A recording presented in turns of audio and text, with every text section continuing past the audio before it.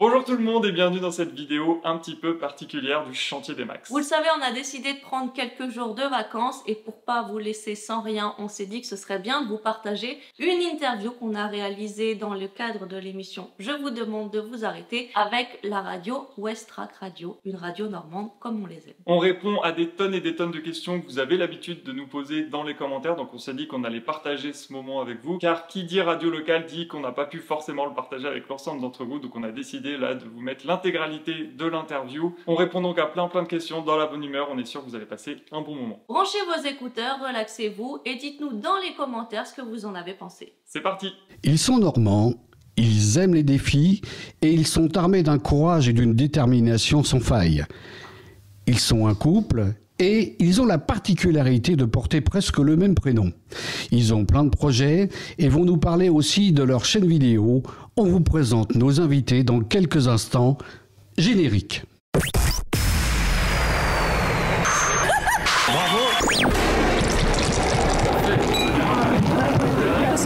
Je vous demande de vous arrêter.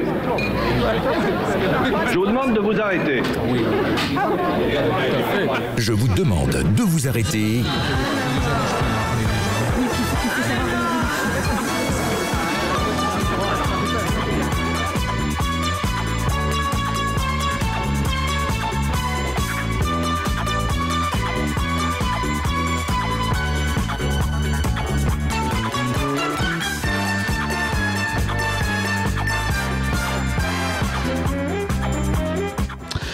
Bonsoir à toutes et à tous. Bonsoir Philippe, bonsoir Laurent.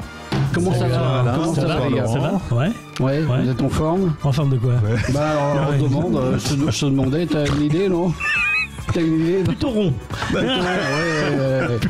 Il me semble que tu te négliges quand même. Un petit jabon. Philippe, ça va? Bah écoute, moi ça va très bien. Je suis un peu naze en ce moment parce qu'on est en train de refaire toute l'isolation de la maison de maman, mais à part ça tout va bien. Bah, on va parler de travaux, alors ça tombe bien. On va parler de travaux. Alors quelle transition, les mecs. Eh bien, je vous propose d'écouter quelque chose. Si d'aventure nos auditeurs se promènent sur YouTube, ils peuvent écouter ça. Bienvenue dans cette nouvelle vidéo. Aujourd'hui, on vous dévoile un nouveau projet. Restez bien jusqu'au bout, on vous explique tout. Ils sont parmi nous. Bonsoir les Max. Bonsoir. Merci de nous recevoir. Voilà, alors on va vous présenter déjà donc les Max éditent sur YouTube donc une chaîne vidéo. Sur YouTube. Ah oui, ça fait bien sur YouTube. À la normande, voilà, avec l'accent normand comme il se doit. Et donc on est content, on est ravis même de les recevoir. Et je vous laisse vous présenter tous les deux. Allez Maxime. Je commence. Oui, Maxime. Moi je m'appelle Maxine. Maxine, c'est assez étrange parce que mon compagnon s'appelle Maxime. Maxime. Voilà. Donc tous les deux on s'est lancés dans un projet un peu fou. On a acheté un terrain en Normandie pour y construire notre maison et des gîtes. Donc voilà, on est en plein là-dedans, on essaye d'avancer au maximum et on documente tout ça sur les réseaux sociaux. C'est ça, on est d'anciens Parisiens et on a tout quitté il y a 2 ans, quasiment maintenant. Et effectivement, on a vendu notre appartement pour se lancer dans cette nouvelle vie post-Covid. Je pense qu'on avait très envie d'un peu plus de verdure et surtout un peu moins de métro, boulot, dodo qui nous envahissait au quotidien. Donc voilà, c'est pour ça qu'on a tout quitté et qu'on s'est lancé dans ce projet un peu fou pour certains. À Paris, il y a plein de verdure. On avait 3-4 arbres devant chez nous, quoi. C'était sympa, hein, mais on avait besoin d'un peu plus. Ouais, vous aviez prévu les Jeux Olympiques en fait. C'est ça, exactement. La logique aurait voulu qu'on garde notre appartement pendant les JO pour pouvoir le louer, mais donc vous étiez Paris intramuros. Non, on était en banlieue parisienne, dans les Yvelines, mais on voyait la Défense de notre fenêtre, donc on était vraiment pas loin. Ouais. D'accord, ok. Et le fait de quitter Paris, c'est facile de quitter Paris quand on a pris l'habitude de vivre à la parisienne? Beaucoup plus facile que ce à quoi on s'attendait. Je pense que si on l'avait fait avant le Covid, on aurait eu plus de mal parce que le fait est que le Covid nous a permis de nous rendre compte que de voir nos amis tous les jours, d'aller au bar régulièrement, finalement, on peut vivre sans. Donc c'est pour ça qu'une fois qu'on est venu en Normandie, finalement, c'est des choses qui nous ont pas manqué et on s'est très très vite attaché au coin, au niveau, aux différentes, au rythme un peu différent de la région parisienne. Et c'est vrai que maintenant, on n'a plus aucune attache avec la région parisienne. Il n'y a plus rien qui nous manque. Et on essaye d'y aller le moins souvent possible en ce moment. Donc, c'est les amis qui viennent, alors. C'est ça, exactement. On en a certains qui nous disent « Ah, finalement, la Normandie, c'est pas si mal. Il y en a qui viennent en Normandie et qui veulent s'y installer. » Donc, et totalement, c'est même plus facile de recevoir nos amis chez nous maintenant, parce que pour un Parisien, traverser le périph', c'est toute une épreuve. Par contre, se faire un week-end en Normandie, ça passe. Donc on a aussi du temps un petit peu plus qualitatif, où on passe 2, 3, 4 jours ensemble, plutôt que 2-3 heures. Enfin, voilà. S'il n'y a pas de fissure sur l'autoroute. Ils prennent le train. Ils viennent de donner un coup de main quand même, les amis, ou ils viennent regarder. C'est arrivé, on a quelques amis, surtout de la famille, qui sont venus nous aider, oui. C'est précieux. Parce que alors vous avez un gros terrain, vous. Hein. On va venir tout à l'heure. On a un peu plus de 2 hectares de terrain. Voilà, c'est ça. Alors moi, la question, c'est pourquoi la Normandie ? C'est venu un petit peu par hasard, parce qu'au départ, on n'avait pas prévu de se lancer à 100% dans ce projet. On s'était dit, on va acheter un terrain à peu près à 2 heures de Paris pour faire les allers-retours et continuer à faire du télétravail et venir régulièrement pour travailler à Paris. Donc on cherchait dans un rayon de 2 heures environ. Et finalement, en faisant des recherches, on a trouvé ce terrain. On s'est dit, bon, on va le visiter, mais juste pour se rendre compte de la taille que ça fait, parce qu'on avait déjà des projets de autre chose que notre maison. On en reviendra plus tard tout à l'heure. Et en fait, on a vu ce terrain, on a dit, bon, bah voilà, c'est celui-là qu'on veut, pas un autre. On n'en a visité aucun autre et on... Allez, c'est le premier. C'est le premier, le seul. Le coup de cœur, quoi. Voilà, alors, pour vous deux, pareil. Hein, j'ai précisé dans une des premières vidéos de la chaîne, on voit ce terrain sur toutes les coutures. On le voit même par drone, hein, si je me trompe. Et c'est grand. Hein. C'est grand. 2 hectares. Ouais, 2 hectares. 22 000 mètres carrés pour... La taille de Paris. C'est ça. La taille d'un grand magasin. Quoi. Tout à fait. Moi, j'ai envie de poser une question quand même. C'est bon, vous étiez parisien, vous étiez salarié. Qu'est-ce qui vous a donné envie de vous lancer dans cette aventure ? Au-delà de l'envie d'un peu plus d'oxygène, de verdure, pour ma part, je sais que je regardais énormément de vidéos de bricolage, de personnes qui construisaient leur maison de zéro, particulièrement aux États-Unis d'ailleurs, ou en Amérique du Nord, c'est quelque chose qui se fait beaucoup. En France aussi, mais en moindre mesure. Et en fait, nous, on sortait de la rénovation de notre appartement parisien, justement, qu'on venait juste d'acheter, qu'on a rénové du sol au plafond. Et Maxine, autant en avait marre et voulait faire complètement autre chose. Et moi, je me suis dit, j'ai envie de faire plus. Et plus, c'était de partir de zéro et pas juste retaper l'intérieur d'un bâtiment, mais avoir de l'herbe et construire quelque chose dessus. Et toute l'idée aussi de construire en bois de manière un petit peu plus écologique, respectueuse de l'environnement et tout ça est venue assez rapidement dans le projet. Et on s'est dit construire une maison en bois à 2, il y en a d'autres qui l'ont fait, on le voit beaucoup sur YouTube, pourquoi pas nous. Voilà. Le bois aux États-Unis, c'est le gros du gros. 90% des maisons sont construites en bois là-bas. D'ailleurs, c'est le problème aux États-Unis, d'ailleurs. Parce qu'à chaque fois, c'est pas très gai ce que je vais dire, mais à chaque fois qu'il y a un feu, toutes les maisons crament. Les feux, puis les ouragans. Voilà, moi j'ai eu la chance de vivre en Floride, les maisons elles tiennent pas. Après, mais on n'a pas ce climat-là dans le coin. On n'a pas du tout les mêmes conditions climatiques. Ça, c'est quelque chose qui revient beaucoup justement dans les commentaires sur nos vidéos YouTube. Attention, la maison en bois, la première tempête, elle va finir par terre. C'est un peu la fable des 3 petits cochons. Souvent. Mais c'est quand même un cliché assez dur, qu'à la vie dure en tout cas en France. Il y a de plus en plus de maisons qui sont construites en bois en France. Et qui a des particularités vraiment très très intéressantes en termes d'isolation et de rigidité. Quand on regarde en Europe du Nord, il y a des maisons qui sont construites en bois qui ont 500 ans. Donc tout à fait. Si c'est bien fait, c'est comme une maison en briques. Si elle est mal faite, elle va pas tenir très longtemps. C'est les 3 petits cochons. Là aussi. Pourquoi vous me regardez comme ça? Non mais vous avez entièrement raison. Mais moi ce que je voudrais savoir c'est alors vous avez visité, vous aviez une idée à la base. Ce qui est marrant c'est que vous avez eu la même idée quelque part. Vous êtes rejoints ou vous aviez des points de divergence? Au départ, c'était l'idée de Maxime. On n'avait pas fini.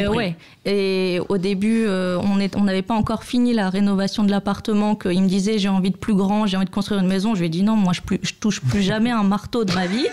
Finalement, T'as vu ça parce que j'ai vu sur la vidéo.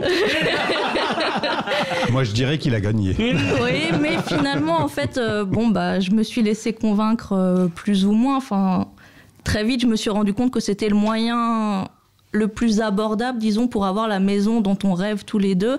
Là-dessus, on était tous les deux raccords, se rapprocher de la nature, d'ouvrir aussi à la perspective d'avoir des gîtes et d'échanger avec d'autres personnes. Donc tout ça, on était d'accord là-dessus.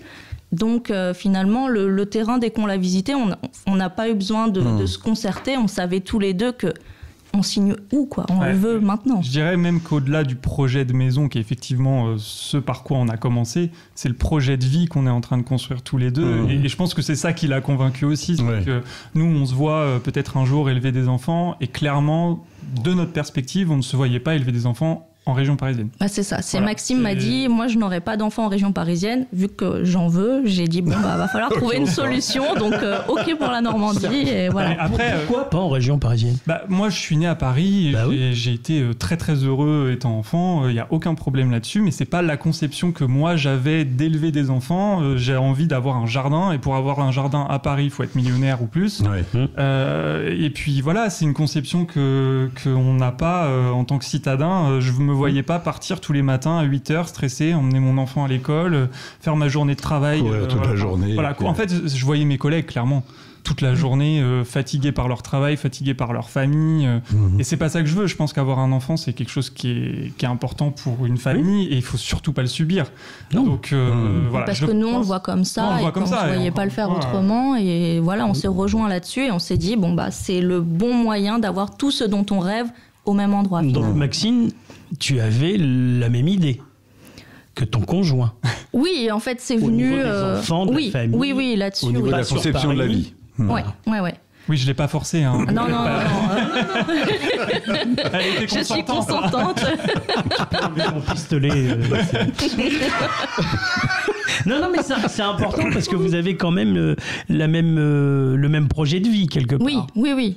D'accord. Oui, et puis ça fait plus de 10 ans qu'on est ensemble et c'est des choses, on a eu le temps d'en parler, ça fait longtemps qu'on se connaît tous les deux. Donc en fait, on n'a pas eu besoin d'avoir des débats houleux là-dessus pour se mettre d'accord. Alors moi, j'ai juste besoin de savoir votre cursus à la base très succinct. Oui, c'est ce que j'allais poser comme question. Maxime. Moi, j'ai fait une licence et un master en lettres modernes et édition, donc j'étais éditrice. D'accord. Et moi, j'ai fait de l'histoire et même de l'histoire militaire. Je me suis spécialisé et je suis passé par le ministère des Armées et par une entreprise privée de numérique qui travaillait pour le ministère de l'Intérieur. J'étais commercial là-dedans, donc rien à voir avec ce qu'on fait aujourd'hui non plus. Et aujourd'hui, vous faites quoi ? Et aujourd'hui, on est tous les deux ce qu'on peut appeler trivialement youtubeurs ou créateurs de contenu. Il y a 1 million de termes. En gros, l'objectif, c'est donc, vous l'avez compris, de construire notre maison et bien plus sur ce grand terrain qu'on a en Normandie et d'en faire des vidéos au quotidien de nos galères, de nos réussites, de nos bonnes humeurs et mauvaises humeurs en fonction des jours et de la météo qu'on a parce qu'on est quand même en Normandie. Comment ça Comment ça Alors, moi, je tiens à dire que j'ai 2 frangines qui sont chez moi en ce moment, une qui habite en Charente-Maritime, l'autre qui habite à côté de Montauban. Là-bas, il pleut. Oui, ça arrive parfois aussi. Il pleut ailleurs. Ils ont eu du beau temps, enfin, à part aujourd'hui où c'est un peu plus moyen, mais il pleut depuis 3-4 jours là-bas. Chez nous, il a fait beau. C'est vrai. Non, mais on est très très content de ce climat normand qui est globalement le même qu'à Paris, faut pas se mentir. Je sais plus où j'en étais. Et oui, donc c'est ça notre métier aujourd'hui, c'est de faire des vidéos sur ce qu'on fait au quotidien. Alors, je vais être pratico-pratique. Ça rapporte de l'argent ? Ça rapporte de l'argent maintenant. Nous, ça fait 2 ans qu'on a lancé le projet. Clairement, au début, c'était compliqué. Mais on est parti d'un principe assez simple, c'est que pour que notre projet soit viable, sachant qu'on a arrêté de travailler tous les deux... c'est pour ça, j'allais dire, vous vivez de quoi, voilà. En fait, on a vendu notre appartement, on venait juste de rénover, on a réussi à faire une petite plus-value, etc. Pendant quelques mois, on a réussi à vivre de cette plus-value, à acheter notre terrain, les premiers outils, mais il fallait bien continuer à vivre, payer nos factures au quotidien. Donc, il fallait trouver un moyen de gagner de l'argent. Il fallait habiter quelque part. Donc on a pris une petite location juste à côté de notre chantier. L'intérêt, c'est qu'il fallait trouver de l'argent, gagner de l'argent, tout en étant tous les jours sur notre chantier. Donc, le grand intérêt de YouTube et des réseaux sociaux en général, c'est qu'on peut gagner de l'argent en faisant des vidéos sur Internet à partir du moment où il y a suffisamment de monde pour les regarder. Voilà, c'est ça. Ça s'est passé comment avec les banques ? Mal. Explique-nous, c'est intéressant. On va pouvoir balancer un peu. Oui, parce qu'au départ, on ne s'est pas lancé là-dedans en se disant, bon, on verra comment on financera le projet. On avait vraiment un montage de dossier avec la banque où on leur a dit, on vend notre appartement, on récupère les fonds et on continue à rembourser le crédit, on utilise les fonds pour payer nos travaux. Les banquiers nous ont dit, oui, pas de souci, il n'y a aucun problème, ça se fait très bien. Sauf qu'au bout de plusieurs mois où on a fait ce système-là, où on a continué à rembourser notre crédit, on nous a dit, mais non, en fait, vous n'avez pas le droit de faire ça, il faut rembourser votre crédit, vous ne pouvez pas continuer comme ça. Sauf que nous, on n'avait que finalement la bonne parole de notre banquière qui nous avait dit, oui, c'est possible, on n'avait pas de trace écrite parce que nous avons été naïfs et on a fait confiance. Donc, il a fallu se débrouiller pour trouver une solution en se retrouvant avec 0 € de budget pour payer des matériaux. On s'était engagé sur des factures. Et quand on construit une maison, c'est pas 100 €, c'est 10 000 €, c'est des montants comme ça. Donc, c'est pour ça qu'en fait, on a eu une petite période où c'était très compliqué. Mais c'est arrivé au moment où YouTube a commencé à prendre un petit peu de l'ampleur. On a réussi à trouver des solutions. Et aujourd'hui, finalement, on se rend compte que c'est peut-être la meilleure chose qui pouvait nous arriver de nous délivrer un peu de cette banque. Donc, tout ce qu'on gagne aujourd'hui, on l'investit dans les travaux, dans la maison, tout ça. Mais voilà, notre argent, c'est le nôtre, on en fait ce qu'on veut, on n'a plus la banque qui est derrière nous à nous demander quoi que ce soit. Et vous n'êtes plus dans cette banque? Non. C'est étrange, c'est bizarre. On est très heureux d'avoir quitté cette. Moi, je pense que je serais resté quand même. Non, c'est pas un écureuil. C'est rouge et noir pour ceux qui. C'est rouge. Ah oui, je vois, oui, je Il y a vois. un peu Oui, de blanc.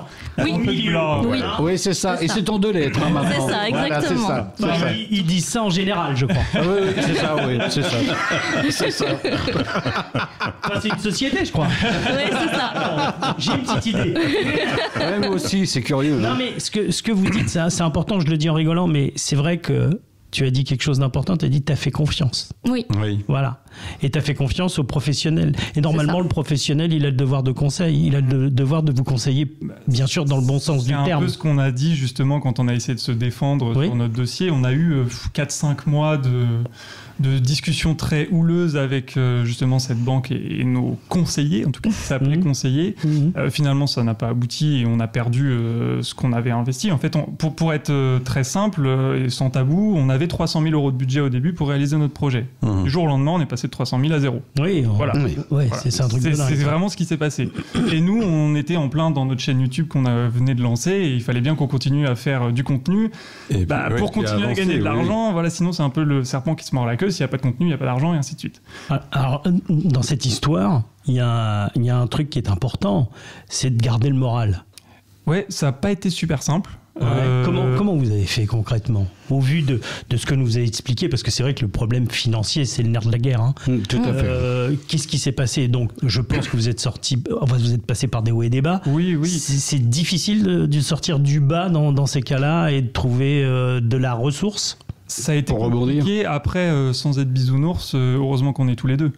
Non, c'est parce important. que ça nous a. Voilà, quand il y en a un qui allait mal, l'autre allait un peu mieux, donc il remontait le moral de l'autre et ainsi de suite. Et on a réussi. De toute façon, notre maison, à cette époque-là, on avait quand même bien commencé. Elle est en bois. Donc, avant qu'elle soit hors d'eau, hors d'air, il y a intérêt à cravacher un peu. Donc, il fallait forcément trouver un moyen pour gagner de l'argent et continuer à finaliser cette maison. Et on rentrait dans l'automne, il commençait à pleuvoir, donc autant dire que là, le moral est vraiment dans les choses. Mais on a réussi à trouver les ressources, on a une communauté qui est incroyable, qui nous a soutenus, les vues ont commencé à augmenter, on a aussi trouvé des sponsors. Ça, on en parle beaucoup sur notre chaîne, mais c'est juste vital en fait. Nous, on crée du contenu pour les gens. Les gens, ils regardent ce contenu gratuitement. Mais derrière, ça coûte de l'argent de créer ce contenu et particulièrement de construire une maison. Donc sans les sponsors, sans les revenus publicitaires de YouTube, de TikTok, de tous les réseaux sociaux en général, c'est impossible de le faire. Donc on a eu cette opportunité-là de le faire, on l'a saisi cette opportunité et aujourd'hui ça fonctionne. Alors moi j'aurais envie de vous poser la question parce que vous n'étiez pas du tout destiné à construire une maison au démarrage, vous n'êtes pas du bâtiment ni l'un ni l'autre. Comment vous avez fait pour savoir comment on fait quoi? Oui, parce que j'ajouterais quand même, quand on regarde la technicité dont vous faites preuve, moi je suis épaté aussi. Je suis épaté. Moi je serais incapable de faire le millième de ce que vous faites. Bon, c'est bien connu, moi, le bricolage. Bon. Mais quand même, chapeau, quoi. On t'appelle pas monsieur bricolage? Non, peut-être madame, mais... On faudra lui demander à l'occasion. On a appris grâce au tuto YouTube. Ouais. Donc là, on a de la chance d'être dans une époque où on peut tout apprendre grâce à YouTube. Donc on a saisi cette opportunité. Je travaillais dans le monde du livre, donc j'avais accès à des ressources forcément. Donc on en a profité. On a pris des livres dans tous les sens. C'est le boulot de Maxime de bachoter, de regarder des vidéos, de lire des choses et tout ça. Et après, lui, il me transmet un peu ce qu'il a appris. Et moi, je lui pose les questions un peu bêtes. Mais t'es sûr que si on fait comme ça et pas comme ça, et puis en fait, on se complète comme ça, et ça marche. Après, Maxime a le talent, entre guillemets, il regarde quelque chose, il sait faire. Donc, on en profite. Alors, Parce que tu vois, Maxime, hein, quand j'ai commencé à regarder les vidéos, je croyais que tu venais du bâtiment, quoi. Puis que c'était un passe-temps, quoi. Non, je pense que c'est une passion, en fait. Depuis que je suis tout petit, dès que je vois quelque chose, il faut que je comprenne comment ça fonctionne. Voilà, quand je vois une fusée partir dans l'espace, il faut que je regarde des documentaires, comment ils ont fait pour l'envoyer là-haut, comment ça se passe, un sous-marin c'est pareil, et du coup une maison c'était pareil. Et du coup je me suis renseigné vraiment sur toutes les étapes de la construction d'une maison, sachant qu'encore une fois en France c'est pas super commun de construire des maisons en bois, donc il a fallu se farcir des livres qui étaient pas forcément en français, donc beaucoup des livres américains qui expliquaient la technicité, mais il fallait aussi coller aux normes françaises qui sont bien spéciales, qui ne sont pas les mêmes que là-bas, donc il fallait mêler tout ça. Donc avant de se lancer dans le projet, clairement, et avant de quitter donc nos travails à Paris, ça a été 1 an de préparation du projet.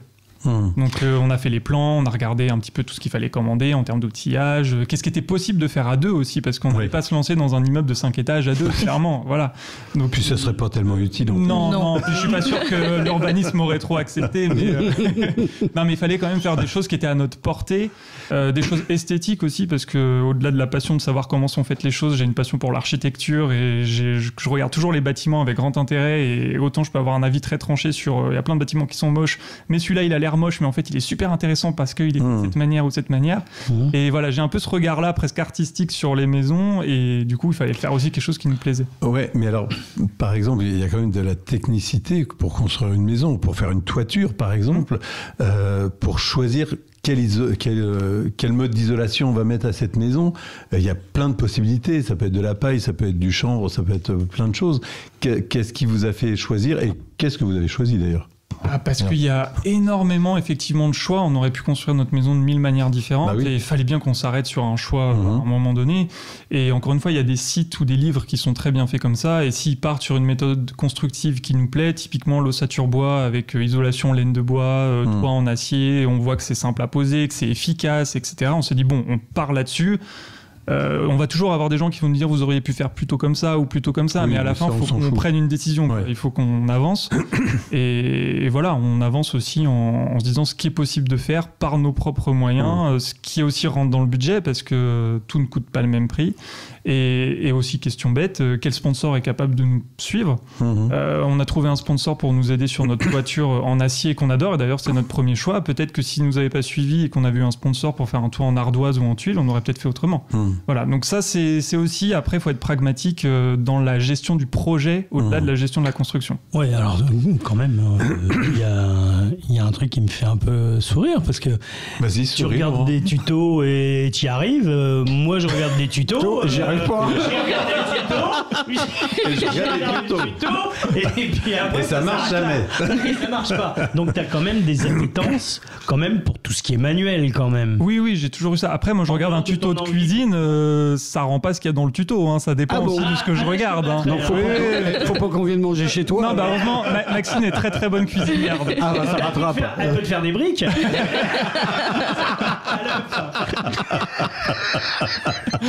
Non, mais c'est important quand même. Je pense quand même qu'il y a, t'as quand même un niveau intellectuel qui fait, enfin intellectuel et manuel, parce que excuse-moi, se farcir des bouquins pendant plus d'1 an, soit en langue anglaise, parce que effectivement, on expliquait tout à l'heure qu'aux États-Unis, il n'y avait pas les mêmes normes qu'ici, et ils travaillent beaucoup le bois, mais sincèrement, c'est quand même pas à la portée de tout le monde. C'est pas pour t'envoyer des fleurs. Hein. Non, mais je les prends, les fleurs. Non, mais ce qu'il faut savoir, c'est qu'on avait, encore une fois, on a un projet et qu'il faut mener à terme ce projet et c'est juste le moyen pour y arriver, quoi. C'est sur le chemin. Et sur le chemin, il faut se farcir des bouquins, il faut se farcir des tutos, il faut essayer de comprendre comment ça marche. Là, on est en train d'attaquer l'électricité, la plomberie. En ce moment, on stresse parce qu'on se dit si on connecte mal ce truc-là avec ce truc-là, soit ça prend feu, soit ça fuit, soit machin. Donc, c'est les deux trucs auxquels je touche pas, moi. Tout ce qui est évacuation. Tout ce qui est évacuation aussi. Arrivée d'eau, des choses comme ça. Il y a des normes... Et puis on est bien aidé. Finalement, en France, on est bien aidé par les normes aussi d'une certaine manière parce que c'est très compliqué à comprendre ce que veut dire la personne qui a écrit ça dans les normes. Mais une fois qu'on a compris ce qu'elle voulait dire, en fait, on se dit que c'est plutôt logique. Il suffit de la respecter. Voilà, il faut mettre ça à 30 cm du sol, il faut mettre ça assis. Il y a une raison. Voilà, c'est pas fait par hasard et c'est aussi fait pour aider les gens à faire les choses bien. Et d'ailleurs... on nous dit toujours oui mais il faut apprendre, il faut avoir une formation pour savoir construire une maison, mais tous les professionnels du bâtiment ils sont pas nés en sachant construire une maison, ils ont appris, ils ont été formés, et soit ils ont été formés par des gens qui savaient faire avant, et nous c'est effectivement ce qu'on a fait, on a été formés par des gens qui savaient faire, mais sauf que c'est pas on n'a pas été c'est pas en présentiel, on n'a pas été en apprentissage, on n'a pas eu de maître de stage, mais notre apprentissage il s'est fait via internet. Ouais, mais par contre quand tu dis il y a les normes, on les comprend mieux, tout ça, il t'est jamais arrivé de dire, je vais être un peu trivial, hein, fais chier les normes. Alors oui, quand même. Oui, mais il y a des choses on peut pas y passer. Typiquement l'électricité, si on espère un jour être connecté au réseau public, il y a un mensuel qui vient vérifier l'installation électrique. Si elle n'est pas faite aux normes, et il nous branche pas la maison au réseau. Donc voilà. Donc faut les respecter. C'est le syndrome Claude François. Oui, on n'a pas mis la prise au-dessus de la baignoire, par exemple. Il n'y a pas d'ampoule, il y a rien. Et sur ces bonnes paroles, on fait une première pause. On se retrouve tout de suite. Took your heart, I did things to you only lovers would do in the dark. It made you a god. Priests, popes, and preachers would tell me I did wrong, but hey, I made a nigga flip. What do I say to make me exist? Oh, stranger. Still don't know my name.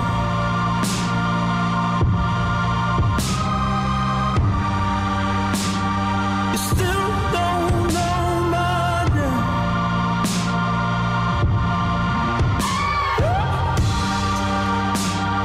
And I would die a slave right now, but you still don't know my name. Yeah.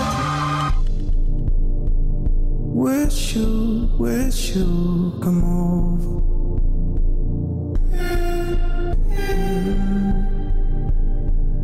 Miss you, kiss you, and make believe.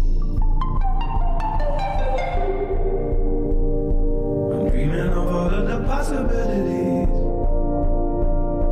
I'm kissing all over your body, my Nefertiti. And every time I think the planets are lining, still so close, yet so far. Still don't know my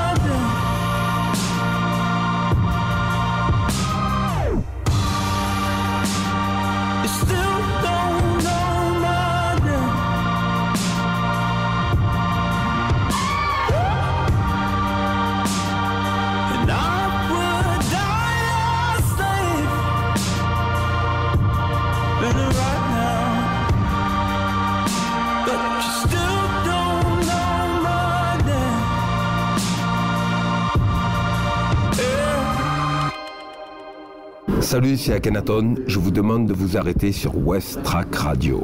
Voilà, on vient d'écouter le premier titre de cette émission. Alors, j'ai laissé Maxime ou Maxine nous présenter le morceau par un groupe qui s'appelle, alors si j'ai bien compris, Labyrinthe, hein, c'est ça? Oui, Voilà. c'est ça. Alors, je ne sais pas comment ça se prononce. Disons que ça se prononce comme ça. En fait, c'est une musique qui nous plaît beaucoup parce qu'on l'a utilisée lors d'un réel qu'on a publié sur nos réseaux sociaux pour montrer un petit peu l'avancée. Donc, la maison, d'où elle est partie à où elle est aujourd'hui. C'est un peu la musique de la revanche. Du style, vous pensiez qu'on n'y arriverait pas, bah regardez, la maison elle est là, elle tient debout, il y a eu une tempête, elle est toujours là. Ça montre à ton banquier, ça. C'est ça. Donc voilà, c'est une musique quand on l'entend qui nous fait du bien parce que ça nous permet de nous dire, bon bah même nous on a eu des doutes, mais pour le moment bah tout roule, on a trouvé des solutions pour tout. Et la maison, elle continue chaque jour à grandir et à prendre forme. Donc, voilà, alors avant de parler de la globalité du projet, on va déjà faire le point sur ce que vous avez déjà fait. Voilà, alors si tu peux toi ou Maxime nous expliquer. Ben, on a commencé par un garage parce qu'on s'est dit c'est plus simple de tester les méthodes constructives sur un garage parce que si ça s'écroule c'est moins grave que si c'est notre maison. Le fait est que le garage tient encore debout, donc il a on l'air, a pu... il a l'air sérieux. Hein. Puis c'est un sérieux garage. Hein, oui, quand même, c'est un bon gros garage parce qu'on a prévu justement beaucoup d'espace pour pouvoir ranger nos matériaux parce que on entrepose beaucoup de choses et puis parce qu'il fallait pouvoir créer des espaces de stationnement pour les gens qui viendront nous voir. Bref, donc comme il tient debout et qu'on est plutôt content du look, du design que ça a pu, voilà, ce qu'on a réussi à obtenir, on a continué un petit peu comme ça pour la maison. Alors on a adapté certaines choses parce que forcément il y a des méthodes qui n'étaient pas très acquises, on a un peu appris de nos erreurs, tout ça, donc on s'est amélioré pour la maison, on a été beaucoup plus efficace pour certaines choses. Donc voilà. C'est rassurant d'ailleurs. Oui. Il vaut mieux se planter sur le garage que sur la maison. C'est ce qu'on s'est dit. Et d'ailleurs, on voit, il est moins d'équerre que la maison. La maison est un peu, les murs sont plus droits, ce genre de choses. Donc, enfin, c'est pas non plus dramatique. Non. C'est dramatique au sens de Maxime parce que lui, il voit, il me dit, mais si, il y a 5 cm d'écart. J'ai cru comprendre en discussion avec Maxime avant l'émission que Maxime il pinaille. Hein. Ah voilà, oui. ça. Il sort son mètre, il sort son niveau, même pour pouvoir mettre une barrière. Je lui dis, mais tu sais, personne au monde ne va voir qu'il y a 5 cm d'écart et lui, il le voit. C'est le principal. Donc, c'est quoi ton signe astrologique? Je suis vierge. Encore? Sa sœur dira que c'est normal parce qu'il est vierge, c'est pour ça qu'il est comme ça. Moi, je suis bélier, je fonce. Voilà. Le caractère très différent mais complémentaire. C'est ça, exactement. Donc en fait, t'es vraiment, tu es jusqu'au boutiste, mais vraiment. Je suis le mec chiant, oui. Non, tu veux que le résultat soit parfait. Bah c'est ça, on a une image dans la tête et quand cette image en réalité elle est pas exactement pareille, moi ça me chiffonne. Donc, et tu le vis mal. Et je le vis mal et j'y pense la nuit et parfois quand je sais que le soir on a fait quelque chose qui est pas top, le lendemain matin on enlève et on recommence. Ouais, d'accord. Voilà. Donc moi je râle. Et Maxime râle. Et on fait ensuite. Oui, parce que là, du coup, t'as pas le droit à la parole, là, sur ce coup-là.